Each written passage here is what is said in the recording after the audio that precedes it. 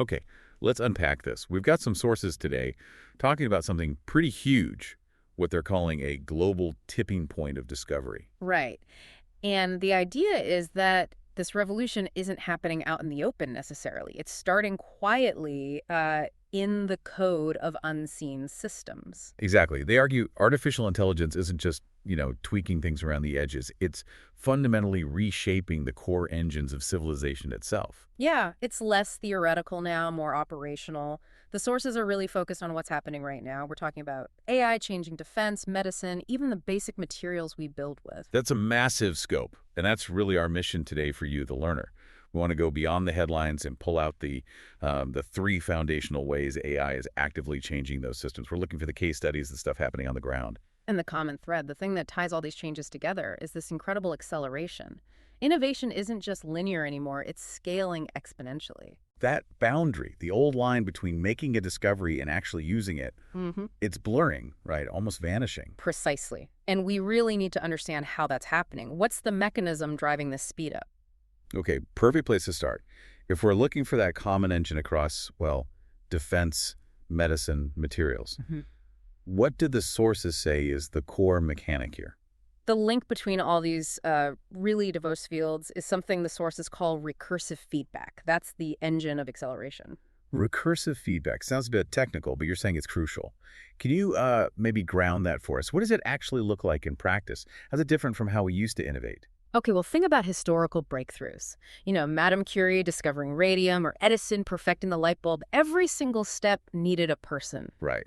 Hypothesis, lab work, analysis, publication. Exactly. Months, sometimes years of physical experiments, human analysis, writing it up. That whole cycle moved at human speed. It was linear. Human thought, human labor, those were the bottlenecks. Okay, got it. The limits were human limits. Recursive feedback flips that. It means the system learns directly from its own output. The AI model creates something, analyzes that result, and immediately feeds that learning back into the next attempt. It refines itself. So it's learning on its own. Autonomously? Pretty much. The time lag between discovery and deployment shrinks dramatically because the iteration cycle isn't tied to human speed anymore. It becomes a function of, well, how much computing power you have. Wow, so progress isn't paced by a scientist's career, but by compute power? That's a fundamental shift. It's a huge shift. And that takes us straight into maybe the most high-stakes area where this is playing out, the algorithmic battlefield. Yeah, the evolution of conflict the sources describe is really striking. Yeah. We went from, 19th century mechanized war based on industry. To 20th century networked war, satellites, comms, information flow. So if the 20th was networked, what's the defining feature of 21st century conflict according to these sources? Why is the algorithm the key weapon now? They call it algorithmic warfare. And the core idea is that conflict is increasingly defined by code that adapts faster than any human possibly could. It's that recursive feedback loop in its most intense form. And it hits right at the heart of military strategy, doesn't it?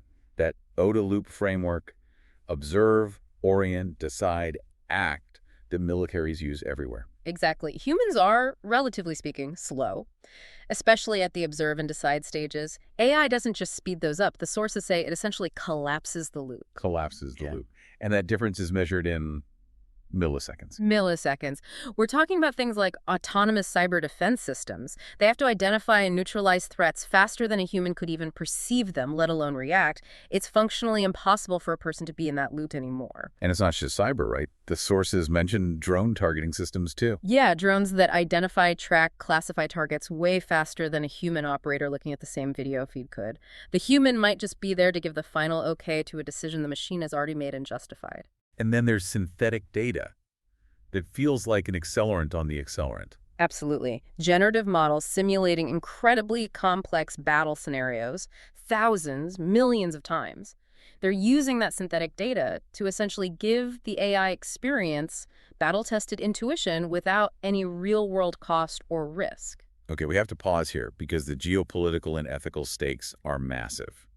If life and death decisions are happening that fast, what happens to accountability? That's the problem. The sources call it the algorithmic fog. When the loop collapses and the machine makes the call in microseconds, who is responsible, it gets incredibly murky. And their reaction from nations is, well, predictable if your rival is speeding up their systems. You feel you have to speed yours up too, just to keep pace or survive. It creates this self-reinforcing cycle, a recursive acceleration, basically, an automation arms race driven by the fear of being left behind. There's that quote in the sources from Thomas Schelling. Yeah, the greatest threat is not that the enemy is irrational, but that the system is. If these strategic systems prioritize speed above all else, above human deliberation, we could accidentally build systems that are inherently unstable. It's a sobering thought. But the sources are also clear that tech itself is neutral, right? The same power can be used differently. Definitely. It can be turned inward, used to enhance diplomacy, maybe predict refugee flows, optimize humanitarian aid logistics, even spot large-scale disinformation campaigns before they spread. The same core capability can build or break. Okay, so that idea of dual use, creation, and destruction leads us neatly to the second big area, medicine. Here, AI is fighting a different kind of war against disease, decay, time itself. And that recursive loop, that acceleration, it offers tremendous hope here. It's starting to reverse some of the stagnation we've seen in things like drug discovery, which had become incredibly slow and expensive. The timescales are different years compressed into months, not milliseconds, but the impact feels just as profound. These AI architectures are modeling the intricate dance of molecules. The watershed moment the sources point to is DeepMind's AlphaFold back in 2020. It basically cracked the protein folding problem, predicting how a string of amino acids will fold up into its complex 3D shape. That was one of biology's huge hurdles. And solving that for just one protein used to take labs years. Years of painstaking, expensive physical work. Years. And now, AlphaFold and similar tools can do it computationally in minutes. That single development has just changed the timescale for a huge chunk of biological research. So drug discovery pipelines, they're shrinking from decades down to months, potentially. That's the promise, and we're seeing the beginnings of it. Molecular generation tools can simulate thousands, even millions, of potential drug compounds before anyone even picks up a test tube. They test them virtually. It's selecting the best candidates computationally first. Exactly. It flips the paradigm. Instead of discovery by chance, kind of stumbling upon useful molecules through massive screening, it's moving towards discovery by design. Scientists can specify the properties they need, and the AI helps design molecules to match even ones nature never made. But we run into that dual use issue again, don't we? Yeah. The same power that designs a vaccine. Could, in theory, be used to design a novel pathogen. Yeah. The algorithms that model how a drug interacts with a human cell could potentially model how a bioweapon might work. So the oversight challenge is huge, because the tool itself is just a capability multiplier. It can amplify good intentions or bad ones.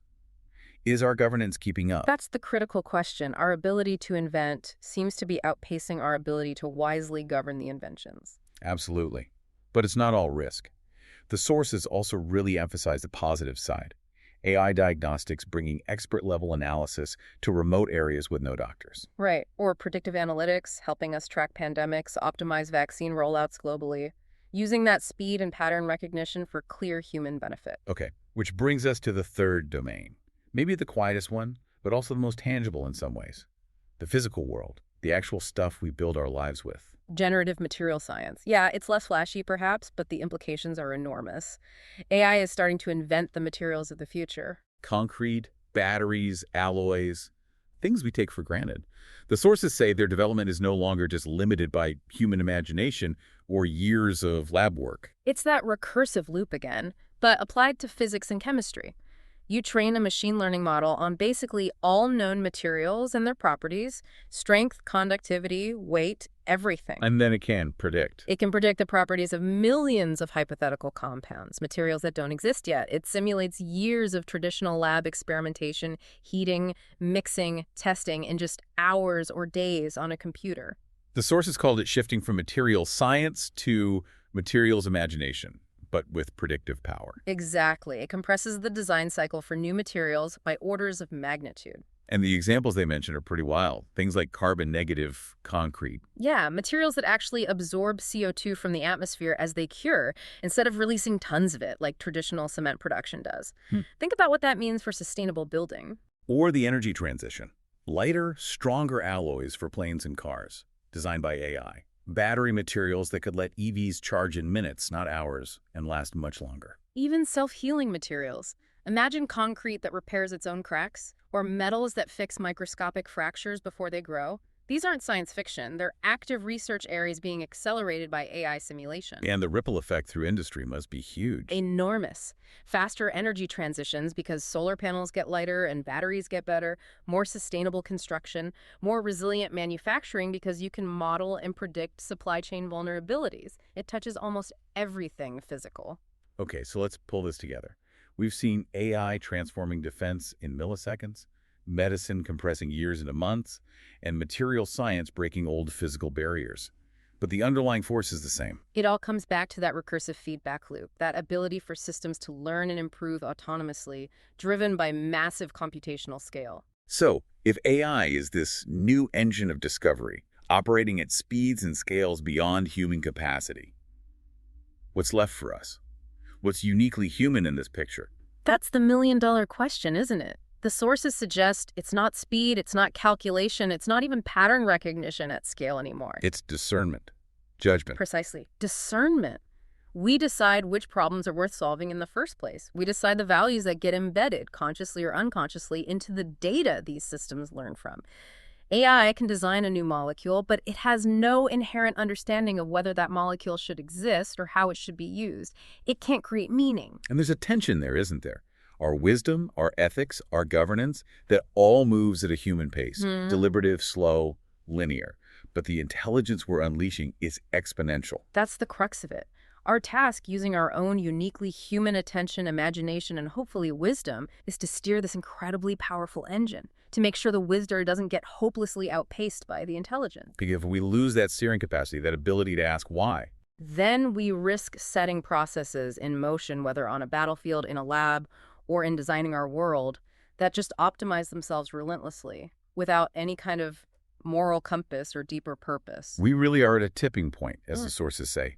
If we approach this cognitive revolution with humility, with collaboration, with real foresight, it could be incredibly liberating. But if we don't, if we stumble into it driven by fear or narrow self-interest, it could be profoundly destabilizing. Yeah. You know, every age seems to have its own form of alchemy, trying to turn lead into gold or whatever.